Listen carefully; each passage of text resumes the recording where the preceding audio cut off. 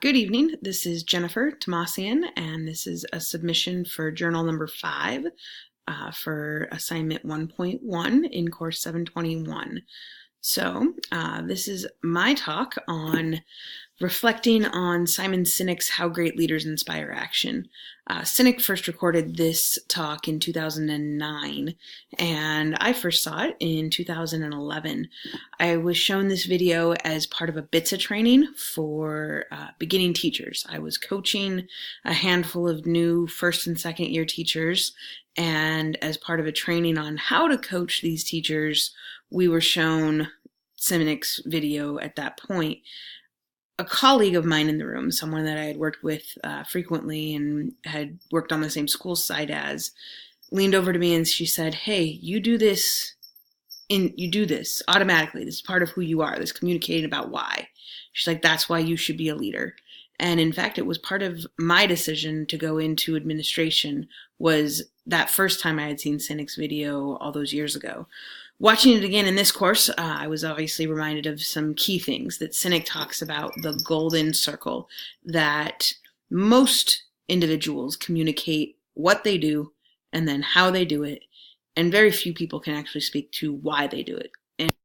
And even fewer individuals can speak to why their organization does something.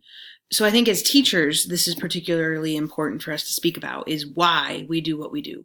Teachers don't teach because they couldn't do anything else or because they get a great paycheck for it. Teachers teach because they're passionate about educating young people. And as administrators, we too are passionate about this.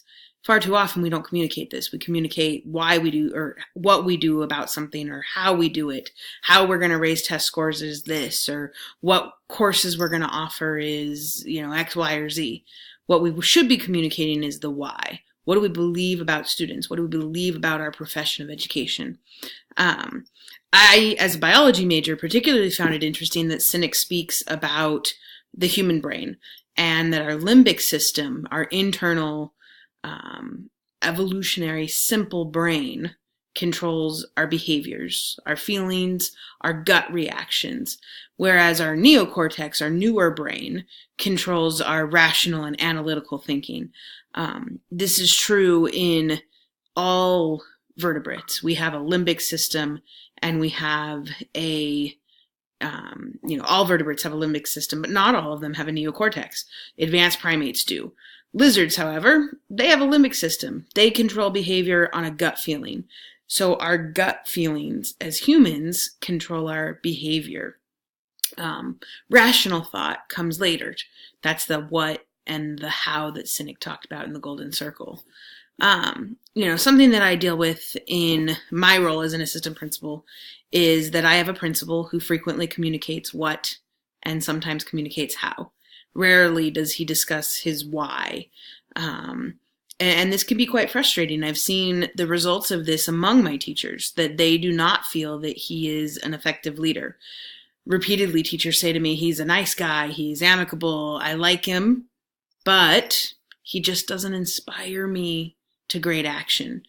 And I try to listen to teachers about how they're feeling about that, validate their feeling, but still respect my principal and, speak to my principal afterwards about this is what the feedback I'm getting from teachers. So it truly is something that I see every day on a working basis in my school system. Another thing that Sinek discusses is the law of diffusion of innovation.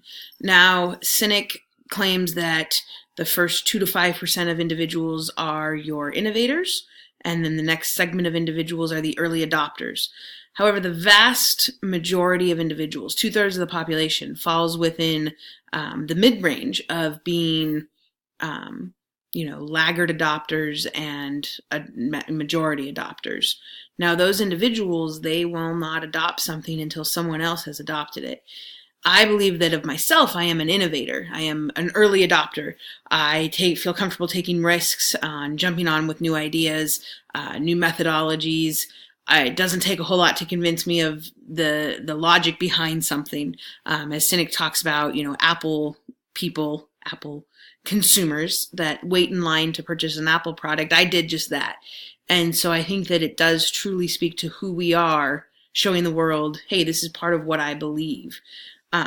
Now, in communicating with others, I have found it difficult to sometimes get others on board.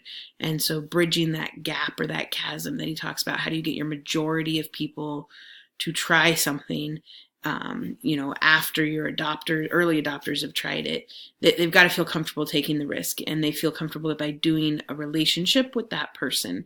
So when teachers ask me, I don't know about trying this new curriculum or trying this new, teaching this new course, I try to build a relationship with them, establish trust with them, and speak about why it's a good idea.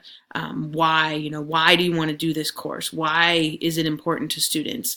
Why are we making an impact?